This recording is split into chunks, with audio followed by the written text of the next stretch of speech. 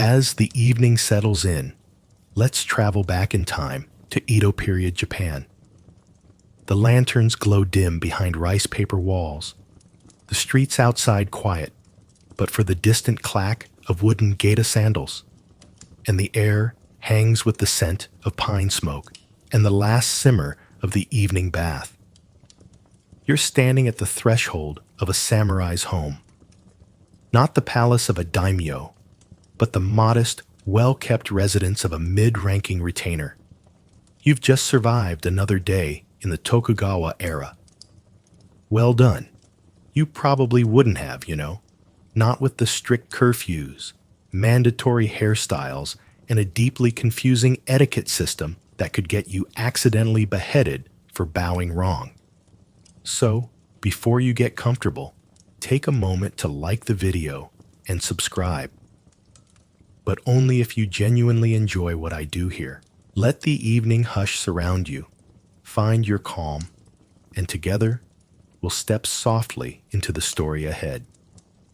You ease your sandals off at the entryway, stepping onto the smooth wooden floorboards of the genkan. The faintest creak answers back. A folded kimono waits on a wooden stand, and beside it, a bowl of clean water to rinse away the day's dust and street sweat. First things first, you remove the armor. Slowly, always slowly. The process is deliberate, almost sacred.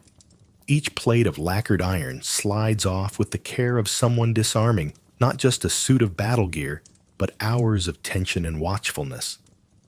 The breastplate comes away with a dull clink. You roll your shoulders, finally free. Underneath, you wear a thin cotton kimono, damp with effort.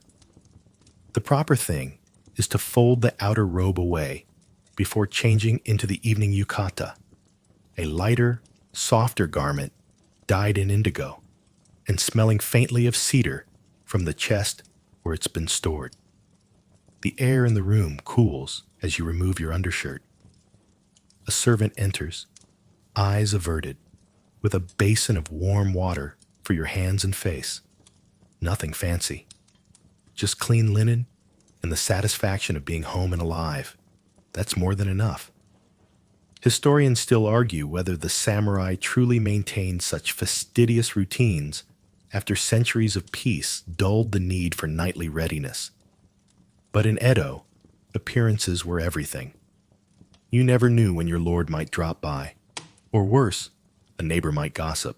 You walk barefoot across the tatami mats to your private chamber, where the floor is still warm from the afternoon sun. Here, everything is in its place. The sword stand holds your katana and wakizashi, their hilts carefully aligned. Nearby, a ceramic incense burner rests on a low table. You reach for it, fingers brushing the ridged surface of the lid. Time to light it. The delicate curl of sandalwood smoke rises, tracing invisible characters in the air. Outside, the sun is a thin red line on the horizon. You slide open the shoji screen to catch the last of it, the sky like a faded silk painting. A neighbor's dog barks once, then silence returns. With the armor packed away and the scent of smoke curling through the room, you sit Caesar style on a flat cushion. For a moment, there's nothing but your breathing and the hush of the evening air. The clamor of the city fades. Here, within these walls, the world slows down. To Western minds, the idea of turning down for the night might involve herbal tea and a podcast about whales. But in the Edo period, your version of winding down includes a moment of zazen, silent meditation. You close your eyes, hands folded loosely in your lap, not too tight. The silence presses in. A nearby candle flickers once. You count your breaths, but not for long. You've had a long day following protocols and practicing sword forms. Tonight, peace is found in simplicity. Now and then, you remember the stories your father told, how his own grandfather never took off his armor at night, sleeping half upright against the wall just in case. Times were harder then. And sure, these days, your biggest danger is a promotion being passed over. But the ritual remains. Take off the armor. Clean your hands. Sit still. A quirky tidbit you might not expect. Some samurai believed the way you folded your garments at night affected your dreams. Fold your sleeves left over right. Always. The other way is for corpses, and no one wants ghost dreams. With the moon beginning to rise and the house cloaked in stillness, you finally lie back on a futon rolled out just moments ago. It's not a bed by modern standards, just a thin cushion and a buckwheat pillow that feels a bit like sleeping on a beanbag made of pebbles. But your spine straightens on it, your mind softens, and tomorrow you'll do it all again. You stay still for a moment, breathing in the fading trace of sandalwood.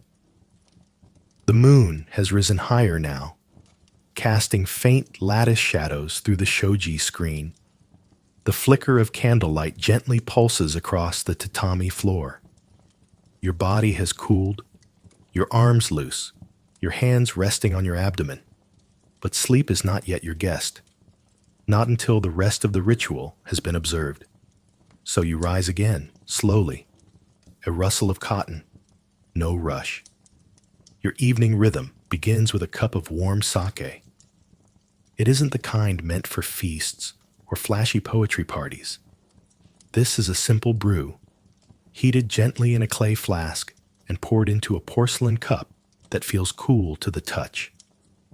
You sip it slowly, letting the warmth spread from tongue to belly, not for inebriation, but for calm.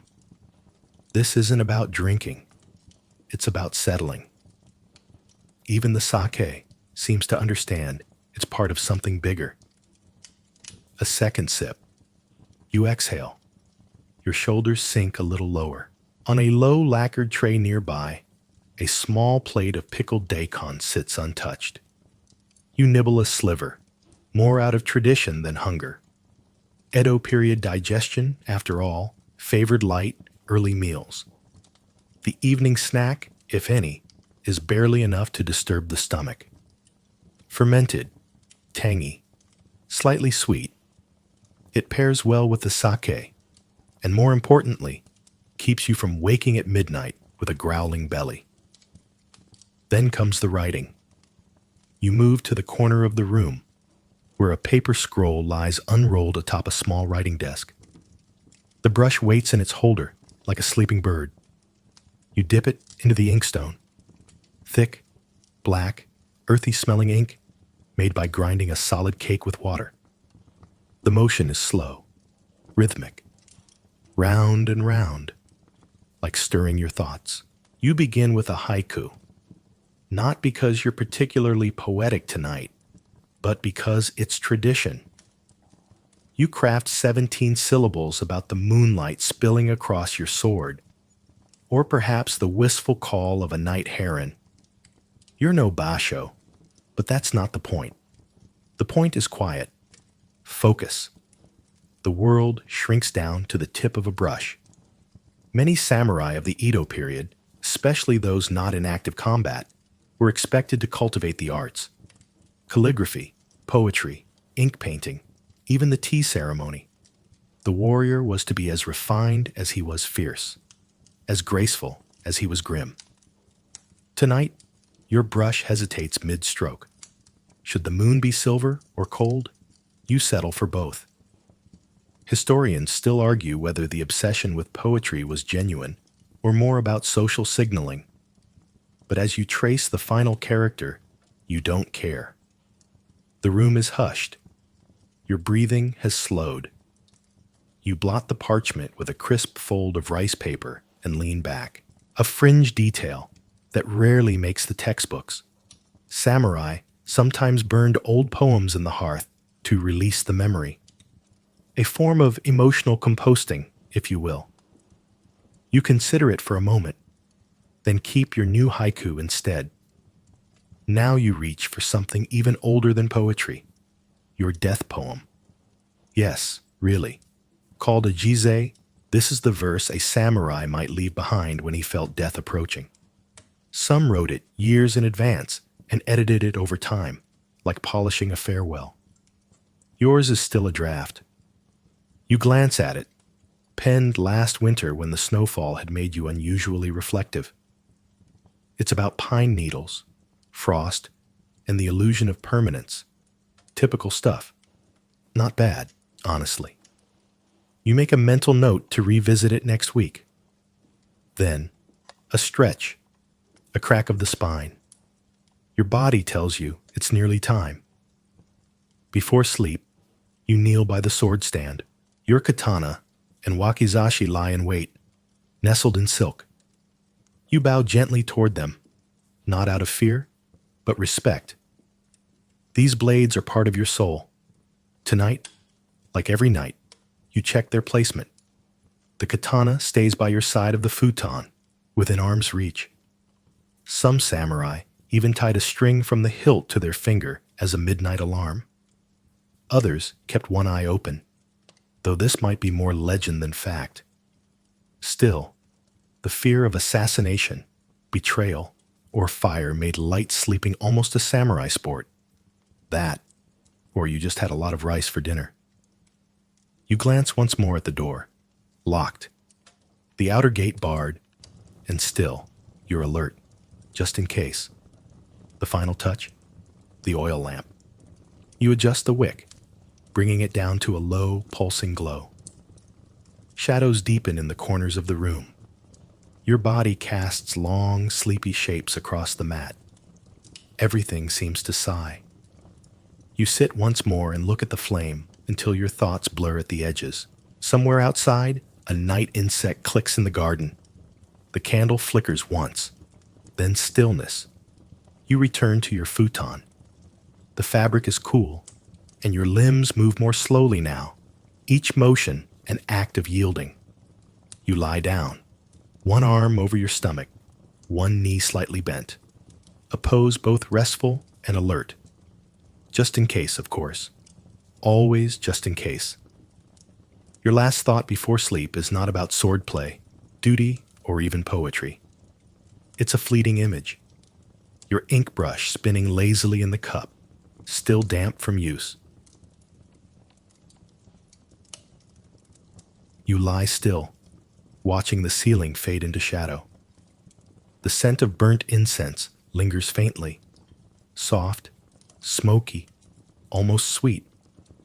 Outside, the wind rustles the bamboo in the garden wall, and for a moment, the world feels wrapped in rice paper and stillness. You might fall asleep now. You really might. Except, your hand twitches. Just once. You sit up. Because of course you do. You reach for your sword again, not to draw it, just to be sure. It rests where you left it. Blade nestled in silk, curved gentle and familiar. You slide your fingers along the scabbard, feeling its texture. Cool, dry, balanced. A sigh escapes you. You weren't really worried. Not exactly. But something in you needs to check. Just once. You lie back down. This, too, is part of the ritual. Many samurai didn't sleep soundly. How could they? Even in the relatively peaceful Edo era, danger was a constant undercurrent. Political shifts, jealous rivals, disgraced lords seeking revenge. Some samurai even slept in segments, rising at midnight for another round of meditation or tea before returning to rest. You turn slightly, and your knee knocks the wooden floor. The sound echoes far louder than it should. You freeze. Listen. Nothing. The story goes that one famous swordsman, Hosokawa Gracia's guard perhaps, once heard a rat skittering in the eaves and drew his blade with such speed that he cleaved the support beam. Did that actually happen? Historians disagree, but the point stands. Samurai did not play around with late-night surprises. Tonight, though, there's only quiet. Even the neighborhood dogs have gone still. You stretch out again, arms above your head, one eye open, then closed. And now, your mind begins its midnight wanderings. You think about your Lord. You think about the letter you forgot to answer. You think about that one sparring match where your foot slipped and your student almost saw you fall. You think about whether that traveling monk last week was really a monk at all. You think about rice prices. You think about ghosts. Oh yes, ghosts. The Edo period was full of them. Yurei, with long black hair and floating feet. Vengeful spirits of wronged wives and dishonored warriors. The idea that a soul might linger, unfinished, was not just superstition. It was cultural wallpaper. Some samurai placed charms at the corners of their room before bed. Others kept small offerings near the hearth, just in case the restless dead wanted a snack more than revenge. You whisper a quick line of scripture, then turn your pillow. The soft ticking of a bamboo water spout outside marks the hour. Your body is ready to rest. Your mind is almost there. You remember a line from an old sword master? Even in sleep, the blade rests with you. Not drawn, but present. That's the philosophy here. Not fear, not even vigilance, just presence. Sleep, when it comes, is a discipline like any other. Still, a few practical adjustments help. The futon is rotated every 3 days. The pillow, stuffed with buckwheat husks, is shaken gently to redistribute its weight. Some samurai even kept dried chrysanthemum flowers near their bedding to ward off insects and ill dreams. Fringe, maybe, but oddly charming.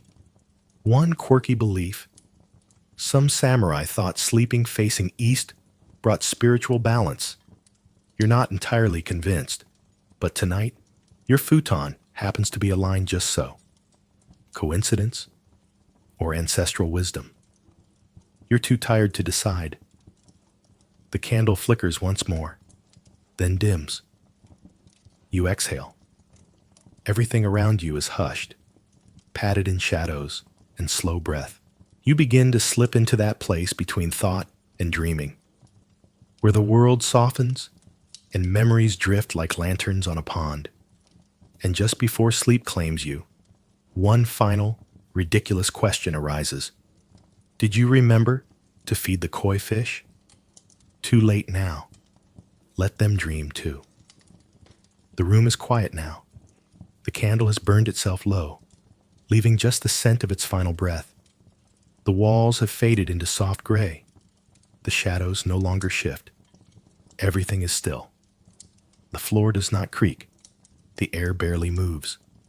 Your body has grown heavier with each passing breath. The limbs warm, weighted, resting exactly where they've chosen to lie.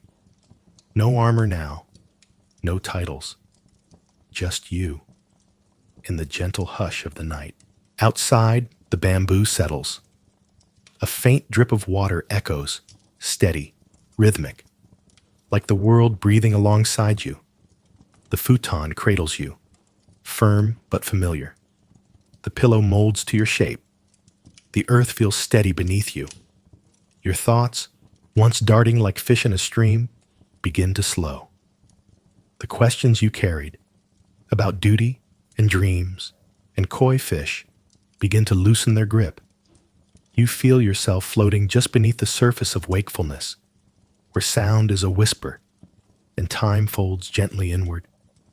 If you listen closely, you can still hear the brush of ink on parchment, the rustle of cotton, the soft exhale after a sip of warm sake.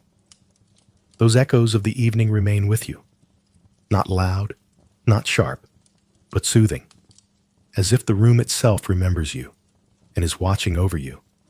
Let go, now. Let the stillness take you. No swords tonight, only sleep.